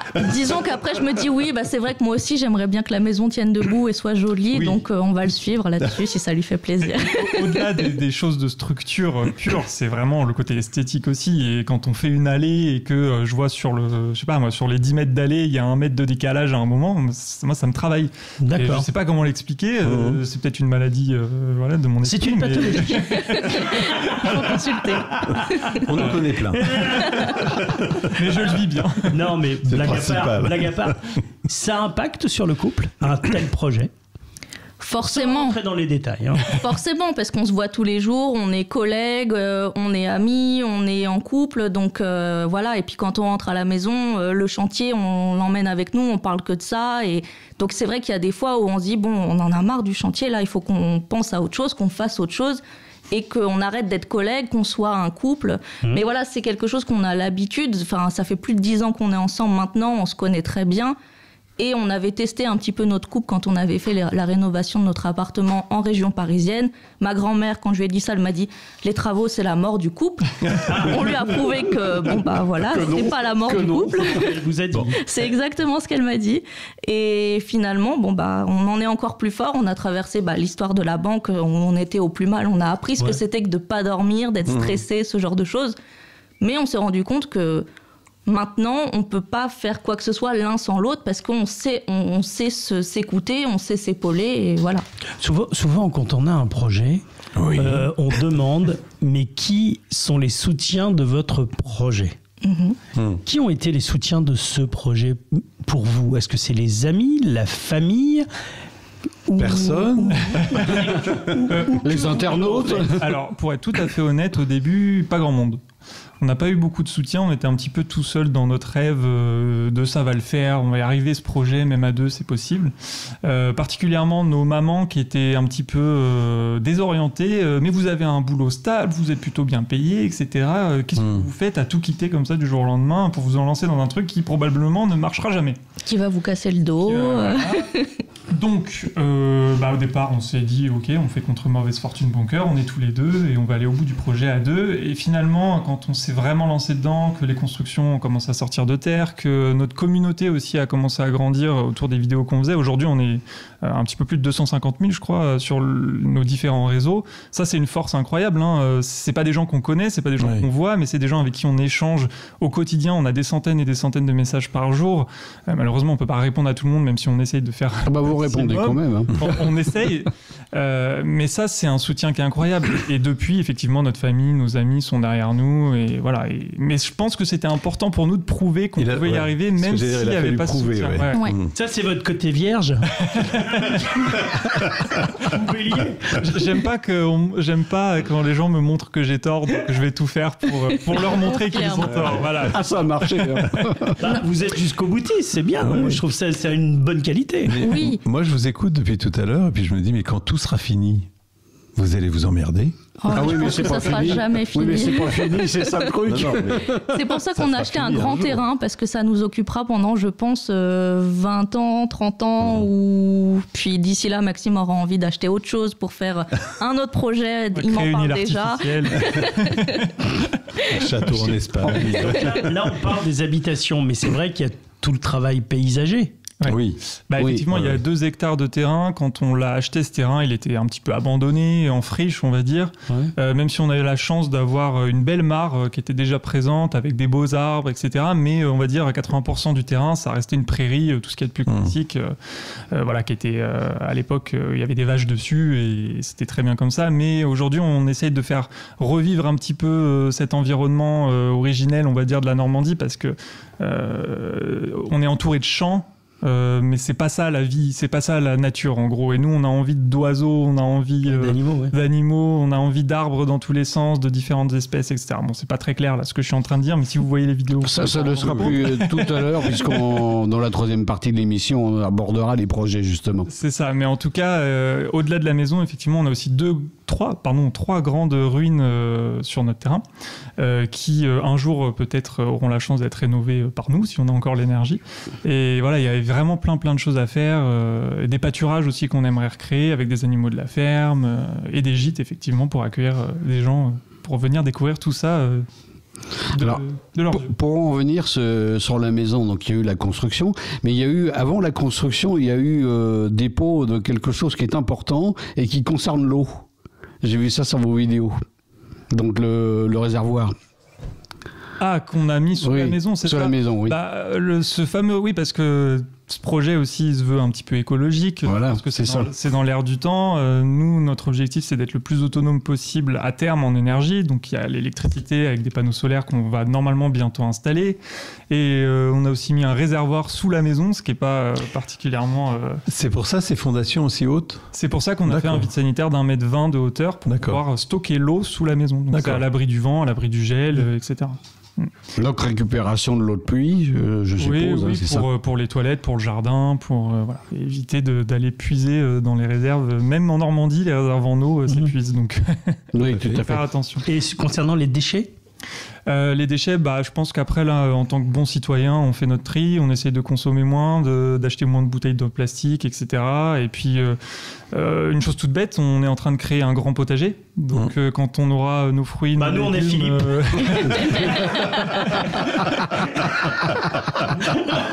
Et nous. Enfin, nous, le nôtre, il est plus petit. J'ai mis un peu de temps à comprendre la blague. Non, il vient d'être à la retraite. Mais ça arrive même au meilleur. Donc oui, la gestion des déchets va se faire aussi naturellement comme ça, en essayant de produire le plus sur notre terrain pour avoir le moins possible à acheter. Mais après, on est comme tout le monde, on a des déchets, faut juste faire attention. La commune vous aide ? Pas particulièrement, pas aujourd'hui. Après, est-ce que vous leur avez demandé ? Non, on est vraiment dans notre coin pour l'instant, c'est vrai. Et il y a une chose, c'est qu'on n'habite pas encore sur notre terrain. On a une location donc à côté, et on n'est pas encore totalement investi dans notre vie de village, même si on connaît tous nos voisins, on s'entend très bien avec tout le monde. Parce que vous vivez là-bas quand même. Disons qu'on y passe 10 heures par jour, sur notre terrain, mais on n'y vit pas encore totalement. C'est un peu notre lieu de travail pour l'instant. On n'y va pas les week-ends, par exemple. Moi, j'ai pas envie d'y aller pour me promener parce que c'est comme si j'allais au bureau, J'ai pas envie. C'est ça. Donc, c'est du lundi au vendredi ? Non. C'est quand on peut. Quand on veut. Mais on évite le dimanche pour pas trop gêner nos voisins, parce que des travaux, ça fait du bruit. Parce qu'il faut quand même dire que derrière tout ça, il y a le montage aussi des vidéos. Oui. En fait, ça nous demande beaucoup de temps. Ouais. On passe presque plus de temps derrière l'ordinateur, finalement, que sur le chantier à faire les travaux. Maxime s'occupe de faire tout ce qui est montage et tout ça. Et puis après, il y a toutes les questions de qu'est-ce qu'on fait après, comment on commande, à qui on commande, dans quelle quantité. Les sponsors aussi, il faut échanger, savoir est-ce que vous nous suivez sur telle partie, sous quelles conditions. Et puis il y a aussi la gestion de la communauté, répondre aux commentaires, voir des choses. Et puis après, on dit c'est pas bête ce que ce monsieur nous dit ou cette dame. Qu'est-ce qu'on fait ? Est-ce qu'on le prend en compte ou non ? Donc voilà, en fait, on a plein de métiers différents et c'est ça qui fait la richesse un peu de notre activité aujourd'hui. Vous avez eu beaucoup de retours justement de la communauté de vidéastes, de visionneurs de vidéos qui vous suit ? Oui, tout le monde donne son avis forcément. Voilà, alors il faut faire du tri parce qu'on a le tout et son contraire. On a des gens qui vont nous dire il faut faire comme ça et d'autres qui disent non, surtout pas, c'est plutôt l'inverse qu'il faut faire. Donc c'est à nous après de faire un petit peu un mélange de tout ça, de voir qu'est-ce qui est vrai, qu'est-ce qui est faux, parce que les gens nous donnent leurs informations, mais on ne connaît pas leur niveau. En fait, on se dit, ça se trouve, ce monsieur qui nous dit ça, il n'a jamais planté un coup de sa vie, ou c'est peut-être un meilleur ouvrier de France, super fort, enfin voilà. Donc, c'est à nous aussi, après, de prendre les décisions, et comme on dit souvent aux gens, c'est notre maison, on fait finalement comme on a envie de faire. On fait pas forcément de la manière la plus logique possible parfois. C'est vrai qu'il y a des fois où on se complique un peu la vie, mais c'est ce qui nous semble, nous, être le plus raisonnable dans la méthode, combien de temps ça va nous prendre, ce genre de choses. Et voilà, et après on s'adapte et on prend en compte ou non les commentaires qu'ils nous font. Et puis on est en apprentissage constant, de toute façon. Dès qu'on essaye une nouvelle tâche, on va se tromper, c'est sûr. C'est sûr qu'on va se tromper. On peut avoir lu tous les bouquins et vu tous les tutos du monde. Quand on est face à sa planche de bois et qu'il faut la mettre à 5 mètres de haut, on fait comment ? Donc voilà, on apprend et effectivement, on va faire d'une certaine manière un jour, puis le lendemain, on va avoir des gens qui vont nous faire des retours, on va adapter la méthode et ainsi de suite. Et d'ailleurs, comme on l'a dit tout à l'heure, on a commencé avec le garage, on avait certaines techniques pour le garage qu'on n'a pas forcément répliquées pour la maison parce qu'on s'est rendu compte qu'on perdait du temps ou c'était pas très efficace et ainsi de suite. Donc on a été déjà beaucoup plus efficace par exemple pour monter la maison que pour monter le garage. Donc aujourd'hui on peut considérer que vous n'êtes pas vraiment complètement autonome en fait. Parce qu'on a notre communauté derrière nous. Oui, je pense que c'est un point important. Sans eux, clairement, on serait passé à côté de certaines choses. C'est aussi une motivation de tous les jours pour aller sur le chantier. Parce que quand il fait moins 5 degrés et qu'il faut y aller parce qu'on sait qu'on a une vidéo à sortir à la fin de la semaine, on y va. Parce que quand on la sort pas, cette vidéo, on a des dizaines de personnes. Alors, elle est où la vidéo ? Je l'attendais, moi. Donc c'est une bonne chose. Et puis d'ailleurs, on parlait tout à l'heure des retours des gens. Il faut savoir qu'il y a eu une grosse évolution sur les retours des gens par rapport à quand on a commencé les 3-4 premières vidéos qu'on a sorties. On était nouveau forcément. D'ailleurs, le montage n'était pas terrible. Les musiques étaient un peu trop fortes par rapport à notre voix. On ne nous entendait pas tout le temps très bien. Bref, là aussi, on a appris à monter des vidéos, à être un petit peu plus qualitatif. À être plus à l'aise aussi. À être plus à l'aise aussi en vidéo. Quand on voit nos premières vidéos, c'est une catastrophe. On a l'impression que voilà... qu'on va nous mettre le couteau sous la gorge pour parler devant la caméra. Aujourd'hui, on est beaucoup plus à l'aise, on est beaucoup plus naturel surtout. On n'essaye pas de jouer un rôle surtout. C'est pas, voilà, ce que vous voyez au travers de la caméra, c'est vraiment nous. Alors évidemment, on peut pas tout montrer parce que on peut pas faire des vidéos de 20 heures, on fait des vidéos de 20 minutes. Donc voilà, on est obligé de couper un petit peu dans les coins. Mais tout ça pour dire qu'au tout début, on avait beaucoup de gens qui étaient contre nous parce que c'était nouveau, parce que on s'y prenait pas forcément très bien. Et en fait, au fil des semaines, on a réussi à créer autour de nous une vraie communauté bienveillante de personnes qui étaient là pour nous encourager, pour nous motiver. On n'a pas besoin d'avoir des mots doux tous les jours pour y arriver. C'est pas ça que je suis en train de dire. Mais on a besoin quand même de cette bienveillance, même dans les conseils. Et en fait, ce qu'on essaye d'expliquer aux gens beaucoup, c'est que conseils et remarques, ce n'est pas la même chose. Et quand les gens nous disent « Oh, à votre place, j'aurais plutôt fait ci que ça », c'est pas la même chose que vous devriez faire ça plutôt que ça. Et on le prend pas de la même manière. Et je trouve que de plus en plus, on a un dialogue avec les gens. Et d'ailleurs, on retrouve à peu près toujours les mêmes personnes à chaque vidéo, dans les commentaires. On commence à connaître le nom des gens, etc. Et vous n'avez pas songé à faire votre chantier sur le principe d'un chantier participatif où des gens viendraient vous aider, et parfois des professionnels d'ailleurs aussi. On nous en parle très très souvent dans les commentaires. C'est vrai que c'est quelque chose qu'on envisage, mais pour le moment, on ne se sent pas de le faire parce que déjà, on ne vit pas sur le chantier, donc c'est un peu compliqué. On n'a pas les toilettes, on n'a pas l'eau courante. Enfin voilà, nous, on se débrouille, mais inviter des inconnus. Et puis, il y a aussi forcément une espèce de méfiance parce qu'on se dit, s'il y a des gens qui viennent, on ne les connaît pas. Nous, le soir, on repart du terrain. Eux, maintenant qu'ils savent où c'est, ils savent où sont rangées les affaires. Voilà, comme on n'y vit pas, on ne peut pas vérifier. Et puis, on se dit aussi que le principe du chantier participatif, c'est pouvoir payer un coup aux gens, faire un apéro, tout ça. Là, on n'a pas de frigo, on n'a rien, donc... on peut leur servir une bière chaude, mais c'est pas terrible. Enfin, on se dit que voilà, le jour où on vivra sur le chantier, ça sera beaucoup plus simple pour toutes ces choses-là. On aura aussi un peu plus de temps parce qu'on y vivra et on aura un peu moins de pression sur les épaules. Et puis c'est vrai que c'est quelque chose qu'on aimerait faire parce que, par exemple, on construit un mur en pierre, c'est très long, c'est très fastidieux. Et si on avait 2, 3, 4 paires de bras en plus, on irait nettement plus vite. Mais pour ça, il faut être à l'aise aussi là-dessus. Il faut que nous, on teste de notre côté comment on fait. Parce que expliquer aux gens comment on fait, si nous, on tâtonne un peu, c'est pas terrible. Donc c'est des choses qu'on va faire. Et puis, c'est aussi le moyen de mettre un visage sur des noms, sur des photos. Et puis, c'est ça aussi le principe de la communauté. C'est que là, pour l'instant, tout est virtuel. Pour les gens, eux, ils ont l'impression de nous connaître parce qu'ils voient nos visages et tout ça. Nous, ils nous disent « Ah, tu te rappelles quand je t'ai dit ça ?» Il y en a certains, oui, on s'en souvient, mais d'autres, non. Et donc là, ça sera le moyen de rencontrer les gens, de discuter avec eux, qu'ils nous apportent aussi des choses et inversement. Donc c'est un dialogue qu'on a envie de créer, mais plus tard. D'accord. Ok. On fait une petite pause. Écoute, on fait une petite pause. Alors, une petite pause et puis on se rejoint dans quelques instants. T'as pas une cystite, toi? Oui, d'accord, je te vois arriver. Allez, à tout de suite.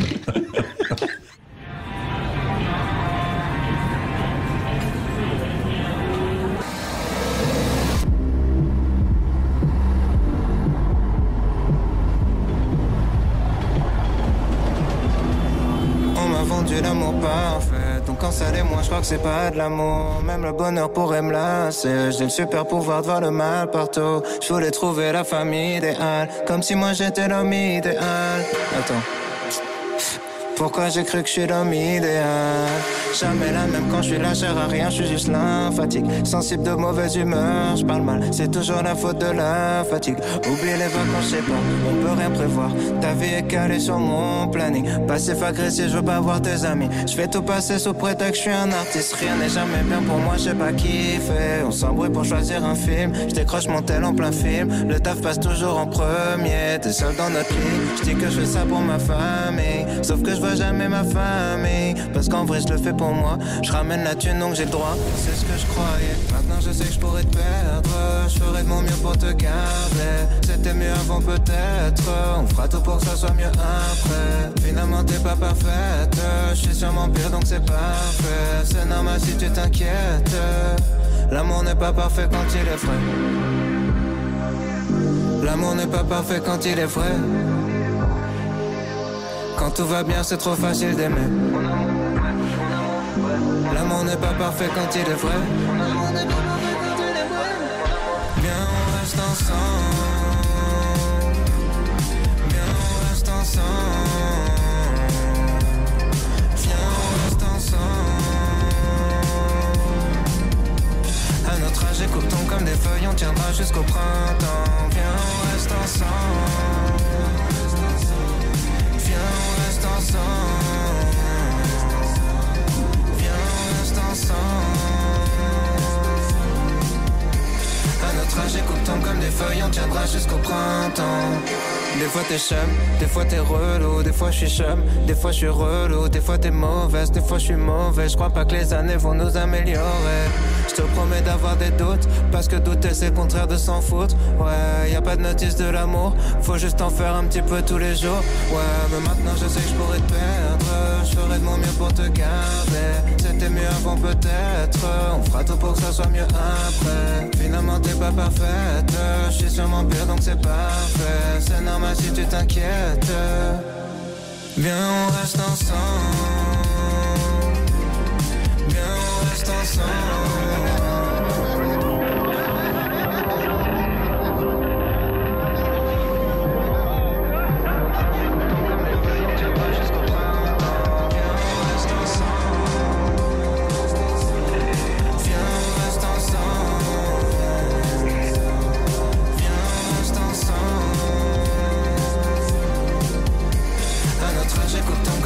On tiendra jusqu'au printemps.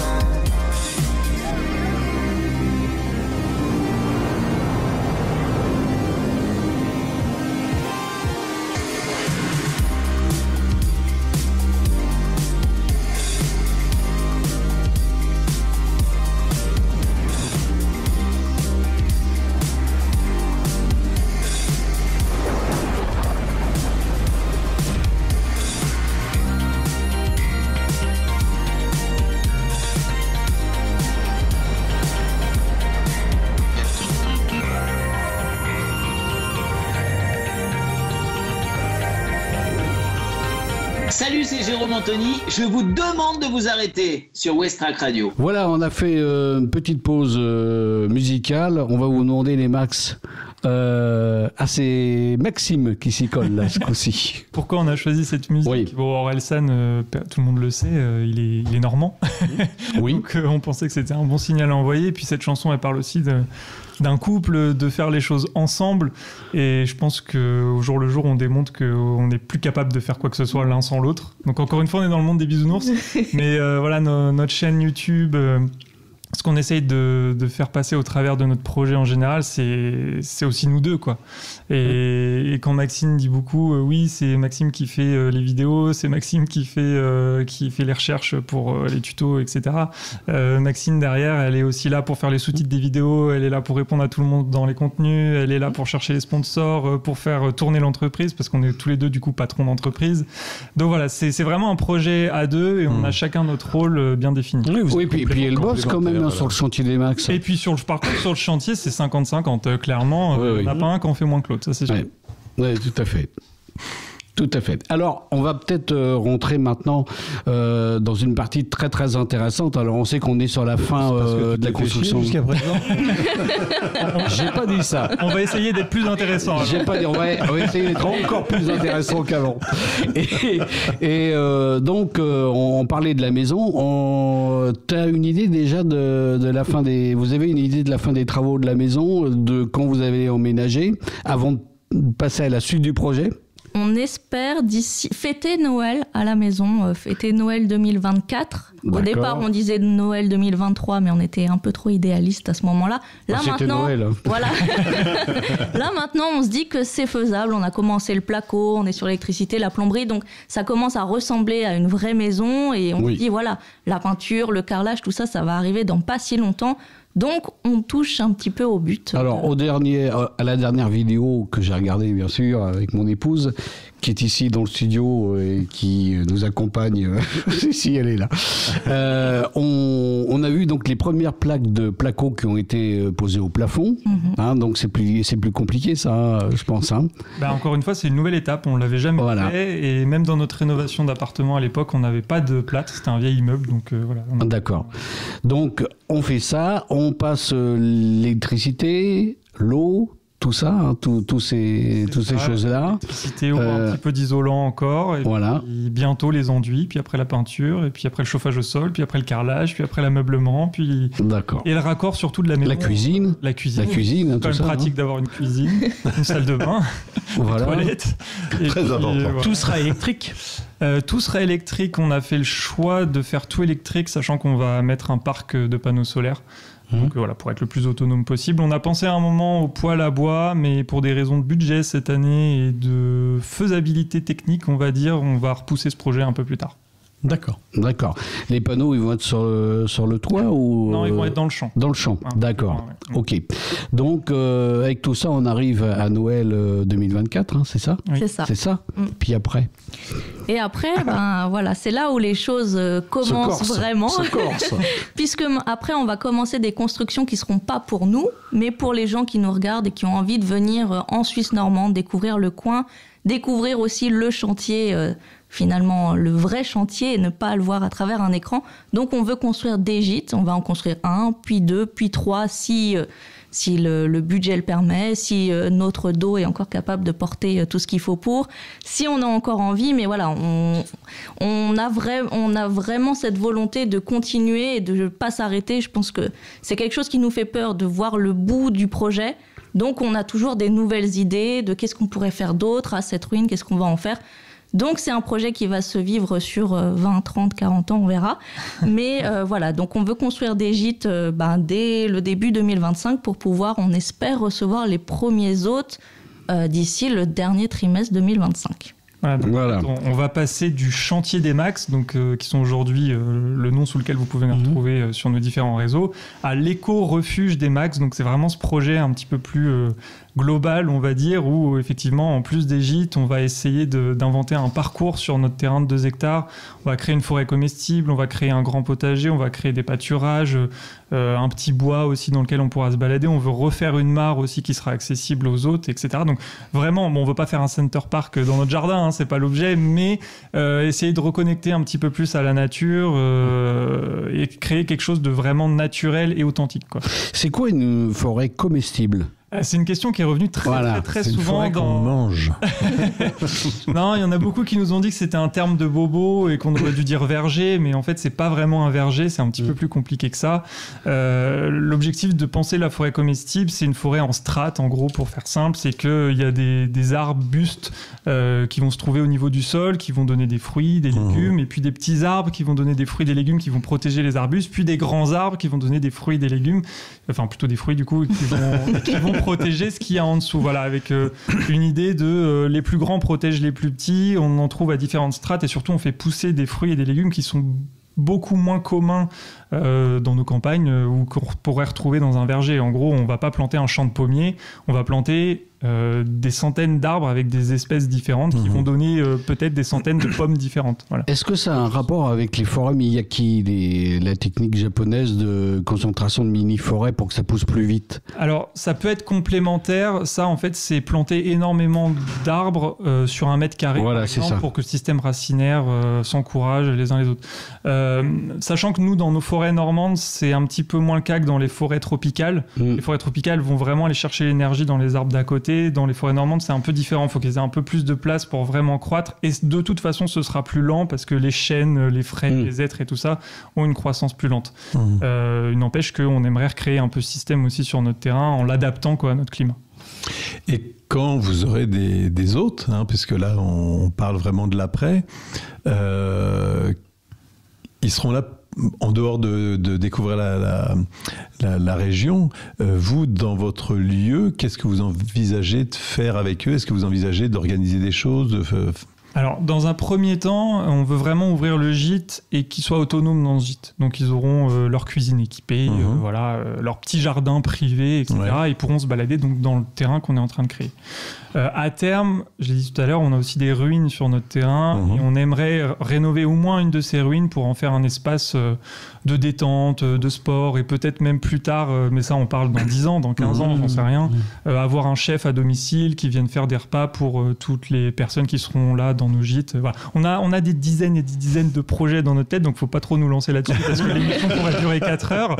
Mais vraiment, voilà, ce projet, comme l'a dit Maxime, on a peut-être pour 20 ans, pour 30 ans, et on compte bien le faire évoluer au fur et à mesure. Mais vous avez quand même une idée des prestations que vous allez allouer à ce type de gîte? Enfin, les gens vont avoir un certain niveau de prestations, parce que souvent dans les gîtes, je crois que c'est par épi, les hôtels c'est les étoiles, et les gîtes c'est les épis, non? C'est un truc comme ça. Oui, il y a tout un système de notation. Après, ouais, nous, voilà. on est assez, dans quelle idée? On est assez anticonformiste, donc je pense pas qu'on rentrera dans ces grands... ça sera pas, ces organismes qui donnent des étoiles ou des épis ou je ne sais quoi. On va rester au sein de notre communauté, entre nous, j'ai envie de dire. Mais l'objectif, c'est quand même d'offrir un confort à ces d'hôtels, quoi, haut de gamme, on va dire, mais à des prix qui restent quand même raisonnables, parce que c'est grâce à notre communauté qu'on va pouvoir créer ces gîtes. C'est d'ailleurs grâce à eux qu'on a lancé l'idée de créer un financement participatif pour créer ces gîtes, parce que, vous l'avez compris tout à l'heure, les banques ne suivent pas particulièrement les autoconstructeurs. Le terme de youtubeur, c'est un terme qui leur parle pas beaucoup, voire qui leur fait peur. Donc on s'est dit, on va faire ça encore une fois à 2, et même plus qu'à 2, on va demander aux gens qui nous regardent de nous aider un peu. Et le principe, c'est de pré-réserver vos nuits. Donc c'est très simple, vous allez sur le site l'éco-refuge des Max, vous tapez ça sur Google, vous allez tomber sur un site de financement participatif et vous allez réserver 1 nuit, 2 nuits, 3 nuits, ainsi de suite, à un tarif préférentiel aujourd'hui. Et en fait, quand le gîte sera ouvert, vous pourrez donc prendre vos nuits, vos dates, sans payer 1 euro de plus. Mais nous, l'intérêt, c'est qu'on récupère l'argent maintenant pour financer ces gîtes, pour acheter les matériaux maintenant et sans passer par une banque et sans avoir d'intérêt à payer, etc. Et en gros, c'est vraiment un projet solidaire dans le sens où c'est les gens qui nous avancent l'argent, mais derrière, ils ont une contrepartie puisqu'ils ont réservé une nuit. Qui est assurée, on est bien d'accord. Qui est assuré à partir du moment où là, maintenant, on a la bonne nouvelle d'avoir atteint les 100% du premier palier de notre financement participatif, donc qui va nous permettre de réaliser au moins un gîte sur les 3. Grâce à cette somme-là, on a réuni un peu plus de 35 000 euros. Et plus cette cagnotte va augmenter, il y a jusqu'à demain, je crois, encore. Oui, c'est ça, c'est demain le dernier jour. Voilà, il reste 24 heures pour participer, et plus on va faire grimper cette cagnotte, et plus on pourra offrir des belles choses et des belles prestations à nos hôtes. D'accord. Voilà, c'est un très beau programme. Moi je pensais à plein. Enfin moi, j'ai un de mes fils qui est un peu dans un projet pas comme le vôtre, parce que ils vont pas faire de gîte, ils vont pas faire tout ça, mais ils vont vivre vraiment en autarcie. Ils ont monté une communauté. Mais je me dis, est-ce que ça pourrait pas être intéressant aussi? Pour la culture des jeunes enfants, de faire venir des écoles, de voir avec eux, tiens, ça c'est le chant de tel oiseau, parce que vous êtes en plein milieu du truc. J'ai bien compris on a bien compris que vous étiez assez ouvert à apprendre plein de choses, et vous découvrez des choses tous les jours sur votre terrain, sur votre lieu bientôt de vie. Ça pourrait être quelque chose qui serait hyper intéressant, quoi. Oui, c'est quelque chose dont on a parlé déjà plusieurs fois. C'est vrai que par exemple, le potager, on découvre plein de choses. Moi, j'avais jamais mis les pieds dans un potager, je savais pas comment pousser les légumes. En bonne parisienne, j'ai découvert plein de choses et on s'est dit ça pourrait être génial que des écoles viennent de la région pour qu'on fasse une session. Les enfants, aujourd'hui on va planter des radis, on va planter des tomates, où on récolte des fruits, des légumes. On veut aussi avoir des chèvres, des poules, tout ça, donc ça peut être aussi des lamas. Oui, Maxime veut absolument des lamas. Donc ça peut être aussi le moyen de permettre aux enfants de toucher des animaux qui fréquentent pas habituellement. Donc on a envie de cette transmission aussi, et on se dit que c'est ça aussi l'avenir, c'est pouvoir toucher les générations futures aussi, leur dire il y a d'autres façons de faire, peut-être que c'est quelque chose que tu connais pas, mais tu vois, regarde la tomate que tu trouves en supermarché, voilà comment elle a poussé, voilà pourquoi elle est meilleure. Voilà pourquoi elle est meilleure, voilà pourquoi il faut faire attention à ta consommation d'eau, parce que c'est faire plein de petits exercices,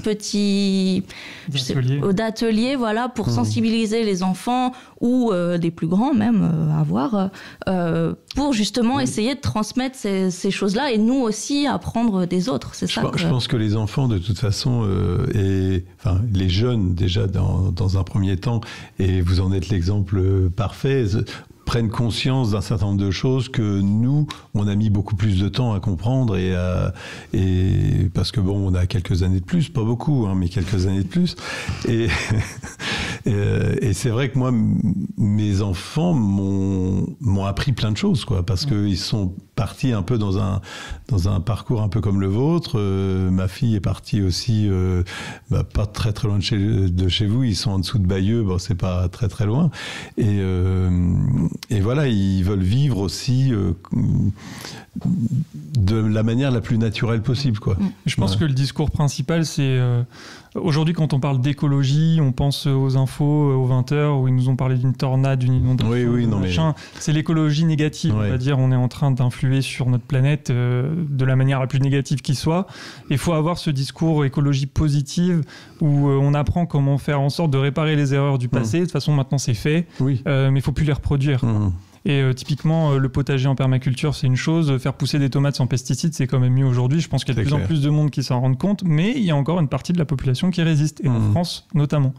Donc voilà, c'est ces petits ateliers, ces petits discours. Effectivement, Maxime parlait des chèvres, des moutons. Moi, je sais, quand j'étais parisien, j'avais la chance d'avoir une bonne partie de ma famille à la campagne, mais j'avais beaucoup de mes camarades de classe qui n'avaient jamais vu une vache avant d'avoir 15 ans. Et c'est quand même dommage, je trouve, alors qu'en France, on a une richesse sur ces questions-là, et il faut pouvoir les partager au plus grand nombre. Donc on aimerait pouvoir les partager. Et puis ce qu'on veut faire aussi avec les gîtes, c'est montrer aux gens qu'on peut être respectueux de l'environnement, mais sans rogner sur le confort. Parce qu'il y a des gens, ils disent, en fait, être respectueux de l'environnement, c'est les toilettes sèches, c'est j'ai le droit à 3 secondes pour prendre ma douche. Alors qu'en fait, on veut leur montrer qu'on peut très bien avoir un confort moderne, mais en faisant quelques petits gestes qui sont finalement infimes et qui nous embêtent pas forcément sur notre vie quotidienne, mais qui, à une grande échelle, changent vraiment la donne, quoi. Est-ce que vous êtes militant ? On est militant sur notre canapé. Pour l'instant, on n'est pas... On aimerait l'être plus, pour être honnête. Et d'ailleurs, dans les 1000 projets qu'on a en tête, on aimerait créer une association plus tard pour défendre au moins notre campagne qui est autour de nous. Parce que moi, ça me fatigue de voir toujours des champs plus grands, des tracteurs plus grands, alors qu'on pourrait faire carrément autrement, avec les mêmes...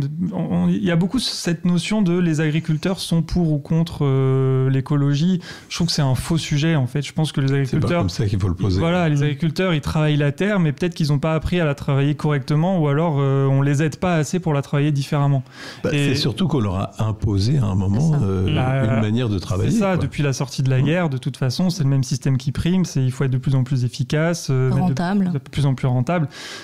Et on peut toujours être efficace et rentable, mais en faisant autrement et en arrêtant de détruire les écosystèmes qui nous entourent. Donc je pense que si un jour on doit militer, ce serait plutôt pour ça et pour avoir un vrai impact autour de nous. Pareil pour la protection animale et tout ça. Je pense qu'il faut que... Aujourd'hui, on a beaucoup de mal, pour être franc, à se dégager du temps parce que notre chantier nous prend 150% de notre temps, plus nos réseaux. Mais là, si à Noël, on a réussi à s'installer, on arrivera peut-être à dégager un petit peu plus de temps pour faire autre chose. Mais moi, je dirais que vous militez sans le savoir avec votre chaîne YouTube. Peut-être. Peut-être. Oui, nous, on n'a pas ce regard-là parce qu'on est le nez dans le guidon. Oui, non, bien sûr. Il y en a qui nous font ce genre de commentaires, qui nous disent qu'on leur fait du bien, qu'on parle de sujets qui changent un petit peu, qu'on peut parler travaux, mais sans être un fan absolu de bricolage ou sans d'ailleurs y connaître quoi que ce soit, qu'on peut construire une maison, mais en faisant des plans très longs sur la nature, sur les papillons. Et c'est d'ailleurs ça notre chaîne, pour ceux qui la regardent. Il y a quasiment autant de plans sur les arbres autour de chez nous que sur la dernière vis qu'on vient de visser, quoi.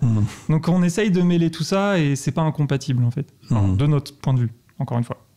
Alors on n'a pas parlé trop de la déco, mais on pourrait en parler. On va inviter Valérie Damido. Je pense à un truc qu'on parle depuis des années. Alors ça a démarré dans le sud de la France où ça marchait très très bien. Bon, après c'est allé dans toutes les régions. Le feng shui. Vous êtes feng shui parce que vous avez parlé d'eau, d'herbe, de tout. Enfin, je sais pas. Est-ce que c'est quelque chose qui vous parle ou vous en foutez? Non, on s'en fout pas. On est feng shui depuis notre canapé aussi, j'ai envie de dire. Non, mais est-ce que dans l'idée de déco, aussi bien au niveau paysager, est-ce qu'il y a une idée comme ça qui ressort? Déjà, on a construit une maison qui est résolument tournée vers la nature. Donc, on a les grandes baies vitrées pour voir dehors. Et ça, je pense que c'est important et je préfère avoir moins de déco à l'intérieur, mais voir plus de nature depuis mon canapé, clairement. Après, on va utiliser des matériaux naturels à l'intérieur, du bois, de la chaux, voilà, des choses qui sont de plus en plus répandues aujourd'hui, même dans les grands magasins de bricolage, pour se sentir bien chez soi. Je pense que c'est important. Et après, en termes de déco, on en parle juste maintenant parce que c'est en train de se concrétiser. Ouais, mais on a du mal à l'imaginer encore. On commence un petit peu à parler couleurs, quel ton on aurait dans telle pièce, mais pour l'instant, on a encore du mal à se projeter concrètement sur à quoi va ressembler la cuisine, à quoi va ressembler la salle de bain. Je pense qu'après, ça, c'est des choses qui vont venir au fur et à mesure, comme il y a quelques mois, on n'arrivait pas à se projeter sur le placo. Bon, bah là, on est dedans, donc on n'a pas trop le choix. Mais c'est vrai que la déco, je pense qu'aussi, on s'autorise pas encore le fait de se projeter dans cette maison en tant que maison et pas en tant que lieu de travail. Je pense qu'il y a ça aussi. On commence un peu, surtout grâce aux aménagements extérieurs. En fait, dès qu'on travaille l'extérieur, c'est étrange, mais tout de suite, on se sent plus chez nous. Alors, puisqu'on parle de déco, on voit une vidéo, alors ça remonte à quelques semaines, hein. On a une vue prospective des gîtes. Et c'est super chouette la déco à l'intérieur. Oui, alors c'est la déco qui va être comme ça ou c'est le vidéaste, enfin la personne qui a travaillé sur la vue en 4D, enfin en 3D pardon, qui a fait ça comme ça? Bah, en fait, on lui a donné des inspirations, on lui a dit ce qu'on aimait, ce qu'on n'aimait pas, on lui a montré quelques photos, tout ça, et elle nous a envoyé des visuels en nous disant voilà comment moi je l'imagine, est-ce que ça vous va? Et clairement, nous, ça nous va complètement. Parce que c'est beau, hein, quand donc, même. Oui, on a été séduits, on s'est dit, moi aussi, je veux y aller dans ce gîte. Et c'est vrai que, du coup, on se projette presque plus dans la déco des gîtes que dans la déco de notre maison. Mais parce que pour les gîtes, il faut que ça en jette, parce qu'il faut que les gens se sentent bien. Nous, après, on fait notre maison comme... Vous vous sentiez bien quand même. Oui. Il faut que ça en jette quand même un petit peu. Mais on le fera à notre goût, alors que les gîtes, on essaye de réfléchir pour que ça plaise au plus grand nombre. Voilà, c'est ça, exactement. Et il fallait pouvoir se projeter sur les gîtes pour que les gens se disent « Ah, d'accord, ça va ressembler à ça, j'ai envie de venir prendre ma nuit là-bas. » Parce que c'est vrai que si on leur dit « Bon, on va faire des gîtes en Normandie, tu prends une nuit ou pas ?» les gens, ils se projettent pas forcément. Alors que si on les aide en leur montrant à quoi à quoi ça va ressembler, qu'est-ce qu'on va faire pour les accueillir au mieux, là, ils peuvent se dire « Ah oui, d'accord, moi, ça me tente carrément, je viens en Suisse normande parce que j'ai envie de venir dans ce gîte. » Alors déjà, il faut dire une chose, la Suisse normande, c'est très beau. C'est très sympa. C'est très beau. Et c'est en Normandie, pas en Suisse, parce qu'on en a plusieurs qui nous disent « Mais attends, on peut pas t'habituer. » Il n'y a pas de chocolat. Il n'y a pas de chocolat. C'est très très beau et je crois que vous n'êtes pas loin de Clécy, hein, c'est ça? Oui, ça. Magnifique aussi. Ça, c'est un peu la chance qu'on a eue, c'est quand on a visité ce terrain, on s'est dit ok, on veut venir là, et c'est après seulement qu'on s'est rendu compte qu'on était proche de Clécy, où il y a de la Via Ferrata, du parapente, de la vélo française pour faire du vélo, du canoë. Enfin, il y a énormément d'activités sportives qu'on peut faire. Il y a aussi pas mal de châteaux à visiter dans le coin. Donc pour les gens qui viendront dans les gîtes, ils ne s'ennuieront pas, clairement. Et c'est pour ça qu'on se dit, on a une chance incroyable et il faut faire découvrir ce coin aux gens, parce que nous, la Suisse normande, on ne connaissait pas non plus. Les gens avec qui on en parle, on leur dit, on est en Suisse normande, ils nous disent c'est vers où? On dit, vers Flers, personne ne connaît. On dit, vers Caen alors, parce que c'est la ville la plus proche que les gens connaissent, parce que Clécy, c'est pareil, il y a peu de monde qui connaît. Mais ça vaut vraiment le détour. Ouais. C'est dommage. Le problème de la basse Normandie, c'est qu'en dehors de Caen, il n'y a pas de grosses villes, quoi. Enfin, c'est que des toutes petites villes, des petits villages qui sont pittoresques, qui sont super jolis, hein, mais qui ne sont pas forcément connus, quoi. Du coup, le problème et l'avantage, j'ai presque envie de dire ça. Oui. Très, très dépaysant. Ouais. Et nous, on fait énormément de randonnées dans notre région. Et on peut se promener 3 heures sans croiser personne. Ouais. Et pour le coup, pour d'anciens Parisiens, c'est juste un confort absolu. Donc j'encourage vraiment. Pardon ? Il n'y a pas de tram. Non, il n'y a pas de tram. Il y a des calèches de temps en temps. Et c'est vrai. Donc en fait, ce qui est bien aussi, c'est que comme tu l'avais dit, c'est qu'on a des activités assez complètes autour de votre lieu. Ouais, pour tout le monde, pour tous les âges, pour toutes les capacités sportives, j'ai envie de dire. Voilà, si vous êtes plus culture, vous visitez un château. Si vous êtes plus randonnée nature, vous faites une randonnée nature. Clécy, il n'y a pas un parc animalier ou un truc comme ça? Je crois aussi, en plus, sur Clécy. Il doit y avoir un parc, je crois. Tu crois ? Ouais, je crois. Tu crois. Comme la grenouille, je crois. On le connaît pas. Les grenouilles, au fait. Oui, on a des parce grenouilles. qu'il y a une mare. Il y a une mare, donc il y a des grenouilles. Oui. Non, mais ce qui est bien, c'est effectivement, il y a beaucoup de choses tout autour. Philippe, te moque pas de moi.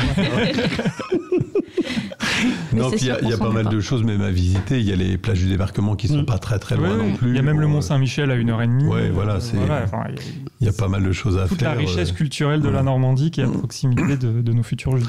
Voilà, sur les gîtes, il y a un beau petit jardin aussi, j'ai vu ça. Oui, on a envie que les gens se sentent chez eux. Donc, ils auront leur propre jardin fermé où ils pourront être tranquilles chez eux. Et voilà, et il y a un truc aussi qui m'a intéressé, c'est qu'apparemment, sur un des bâtis qui est sur le terrain, vous voulez faire une serre. Oui, alors pour l'instant, on se pose la question sur lequel, parce qu'on a 3 ruines, et on se demande sur quelle ruine on va faire cette serre. Donc, en fait, c'est pareil, le projet, il est en totale évolution.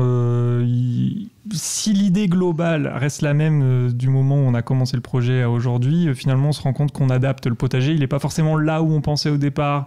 La serre, elle sera peut-être pas là où on pensait au départ. Les gîtes, ils sont là où on pensait au départ. Mais déjà c'est bien.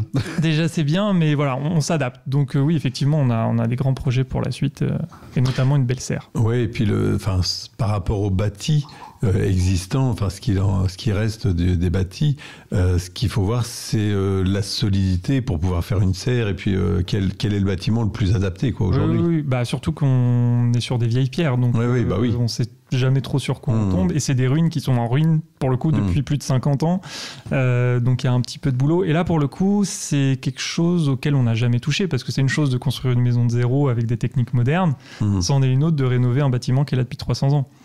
Donc voilà, ce sera dans de futures vidéos sur le chantier des Max, mais pas pour une autre aventure. C'est ça, exactement. Mais pour être honnête, il y a une des ruines, on n'y a jamais mis les pieds parce qu'on n'a pas eu la curiosité. C'est très étrange parce qu'on est très curieux tous les deux. Bon, elle est envahie par les ronces, donc ça n'aide pas aussi à vouloir traverser la porte. Mais on est aussi un peu avec des œillères, on se dit on ne sait pas dans quel état elle est, on ne sait pas quel travail nous attend. Donc on se dit, bon, ça va, la ruine, elle tient debout, ça va aller. Et on préfère ne pas trop se mettre de difficultés en vue en se disant, oh là là, il va y avoir tout ça à faire. Non, on fait chantier par chantier, on verra la suite après. D'accord. Puis il y a une question simple aussi, c'est la question du budget. On l'a dit, on est en autofinancement. C'est un détail. Voilà, ça reste un petit détail qui a son importance. Donc, tout se fera en temps voulu et quand le budget sera là. Et en fait, il faut avoir en tête que chaque mois, on gagne un peu d'argent et ce peu d'argent, il est injecté dans le chantier, dans le projet.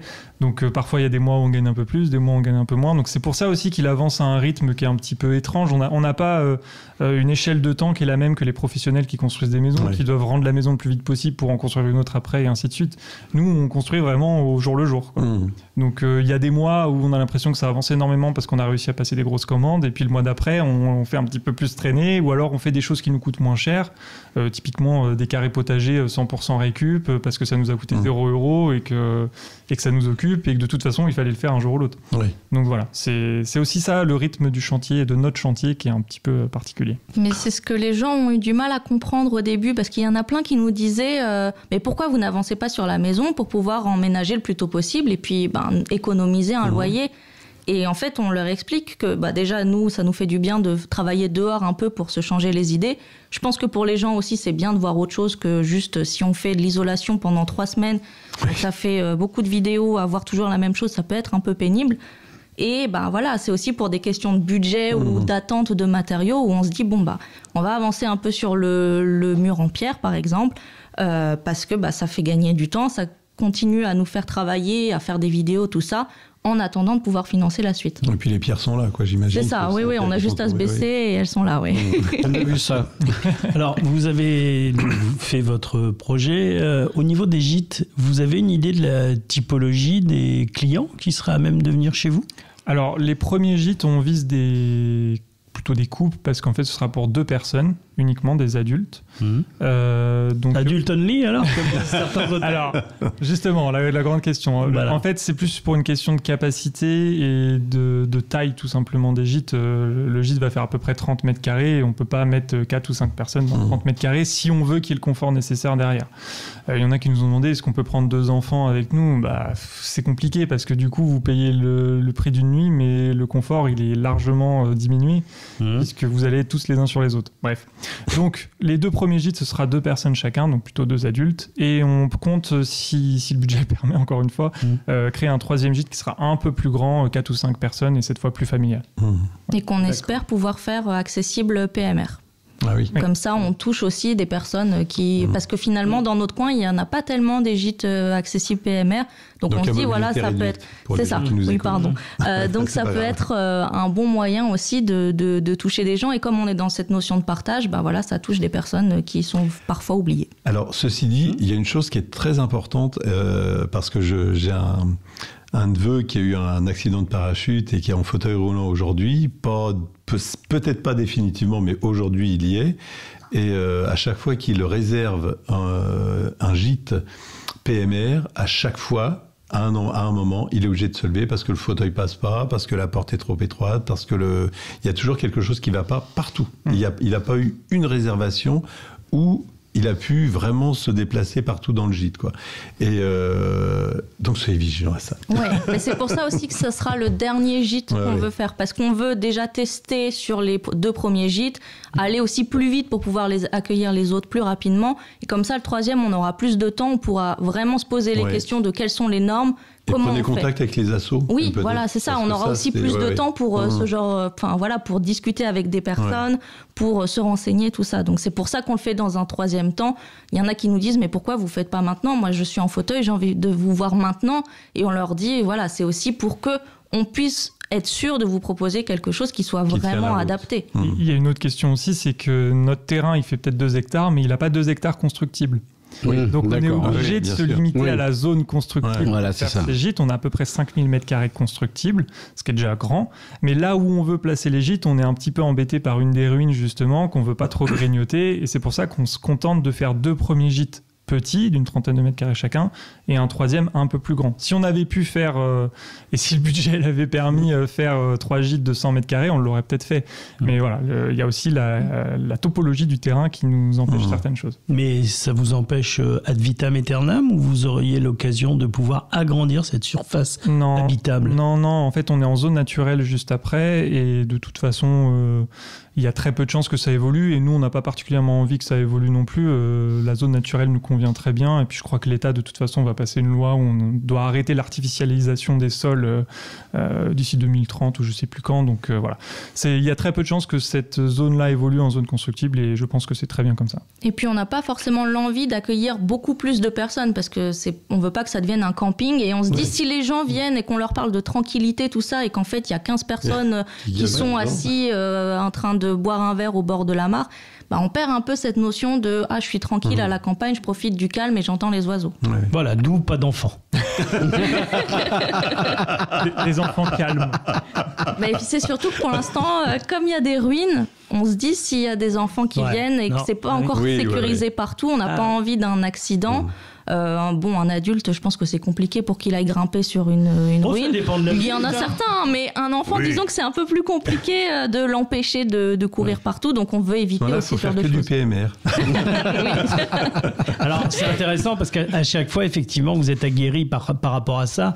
Vous pensez toujours au cas où, le PMR, le fait que effectivement les gens s'y viennent, ils vont avoir besoin de ça ou ça. Donc il faut vraiment être proactif, on va dire, et puis penser vraiment à l'avance de ce qui pourrait poser souci.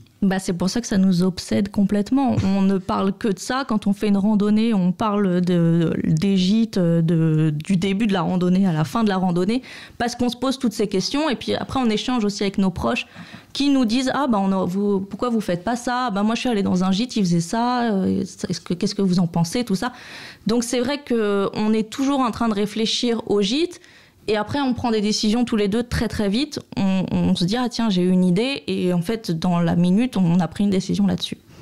Donc, vous notez pas tout pour pas oublier ? Parce que ça fait beaucoup de choses. Ouais, mais je pense que ça nous emprisonnerait de tout noter. Et comme c'est toujours des idées qui évoluent jour après jour, voilà. Les idées se perdent, les idées reviennent. Mais les écrits restent. J'ai envie de dire, les vidéos restent. Les vidéos restent sur YouTube. Voilà. Tout à fait. Alors, on va récapituler quand même tous vos réseaux sociaux. Alors, la vidéo, c'est quoi ? Alors, en fait, il y a plusieurs types de réseaux sociaux. Disons que notre réseau social principal, c'est YouTube. Oui, hein. On va poster 2 vidéos longues par semaine. Donc, longue, c'est 20-25 minutes. Voilà, et on va rappeler le nom de la vidéo. Donc, la chaîne YouTube s'appelle Le Chantier des Max, pour Maxime et Maxine. Et l'intérêt, en fait, de YouTube, c'est que chaque semaine, c'est un peu un vlog, si vous voulez. C'est une vidéo de ce qu'on fait au quotidien sur notre chantier. On résume les galères, les réussites, etc. Et après, à côté de ça, on va avoir d'autres réseaux comme Instagram, TikTok, YouTube Shorts et Facebook, qui sont là plutôt des résumés de grandes étapes. Donc on va faire des vidéos courtes, en général d'1 minute, qui vont résumer par exemple toute la pose de l'isolation ou toute la construction de l'ossature de la maison en 1 minute. Donc pour le coup, là, on a un peu plus de mal à rentrer dans le détail, et forcément, c'est des images qui s'enchaînent très très vite, mais ça donne une idée générale du projet. Mais si vraiment vous voulez nous découvrir et comprendre le projet dans sa globalité, on vous conseille YouTube, voilà, qui est beaucoup plus complet. Après, sur Instagram, on met des photos aussi tous les jours de l'avancement de nos travaux, et on discute beaucoup avec les gens sur Instagram via les messages privés. Donc voilà, après, chacun trouve son bonheur là où il le cherche, mais il y en a pour tout le monde. Donc sur tous les réseaux sociaux, ça s'appelle Le Chantier des Max. Exactement. Ouais. Et le projet de gîte s'appelle l'Éco-Refuge des Max par Le Chantier des Max. Voilà. De toute façon, vous tapez Maxime et Maxine sur Google, je pense que vous risquez de tomber sur nous. On va vous trouver. Voilà. Mais écoutez, on va terminer cette super émission qui était vraiment très intéressante sur un dernier titre. Donc, on va vous laisser présenter. Ah, bah ça, c'est Maxime qui doit présenter. C'est Maxime. On a fait un choix un peu osé. On a choisi Bonnie Tyler parce que clairement, sur notre chantier, c'est un petit peu le moment où on est fatigué à la fin de la journée. On a besoin de se remotiver. Et clairement, Bonnie Tyler, avec sa voix rauque et rock, nous emmène et on chante avec elle et ça nous fait plaisir. Et en plus, la chanson qu'on a choisie, encore une fois, parle d'un couple et du fait de soutenir l'un et l'autre et qu'on ne peut rien faire l'un sans l'autre. Donc voilà, le message est subliminal. Sinon, moi, j'avais une chanson pour vous. Pour reprendre la phrase de votre maman, oui. Michel Delpech, les divorcés. On n'est pas sur une note très, très positive là. Voilà, eh bien écoutez, on va se quitter sur ces bonnes paroles. Donc c'est quelle chanson de Bonnie Tyler ? Justement, oui. It's non Turn Around. Ah, Si demain en français. Oui. Et c'est la version franco-anglaise. Franco-anglaise. C'est la meilleure. C'est plus facile à C'est la chanter. plus kitsch, mais c'est la meilleure. C'est super. C'est super. En fait, vous avez des goûts très hétéroclites. Ouais, et on a des goûts aussi très différents l'un et l'autre. Oui. Donc ça a été très compliqué de se mettre d'accord sur les 3 musiques. Alors, c'est-à-dire, Maxine, c'est quoi, toi, tes genres musicaux ? Moi, j'écoute des musiques commerciales, on va dire. J'écoute pas des musiques enfin, j'écoute beaucoup de musique que j'assume pas, disons. D'accord.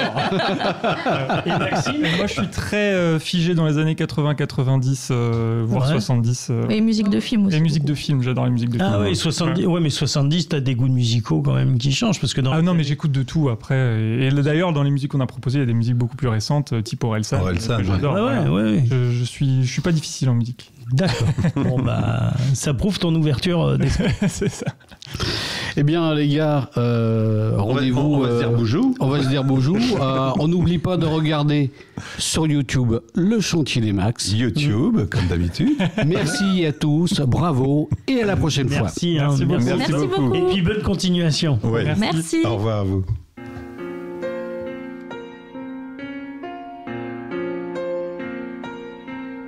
Je tourne. Tu sais que quelquefois je me sens seule et perdue. Est-ce que tu me reviendras? Je tourne. Tu sais que quelquefois je me sens loin de toi. Dis, est-ce que tu te souviendras de moi? Je tourne.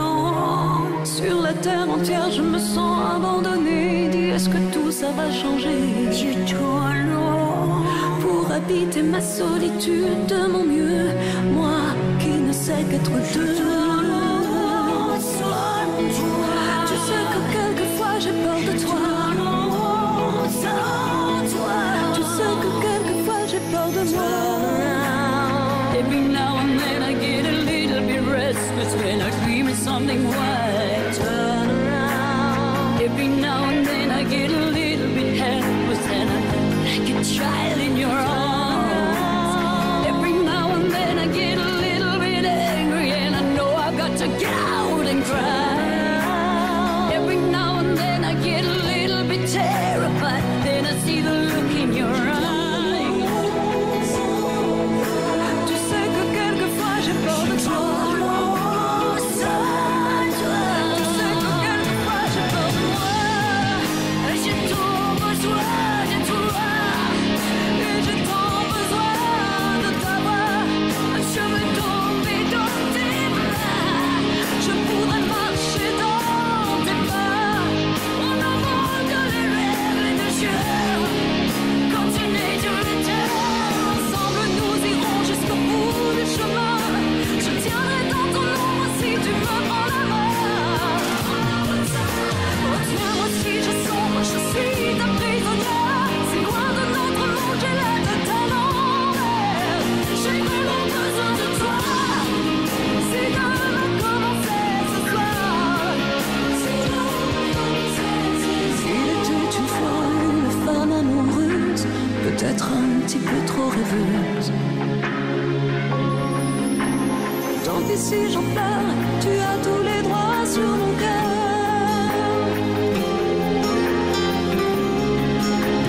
Tourner les greffes, ça m'agresse.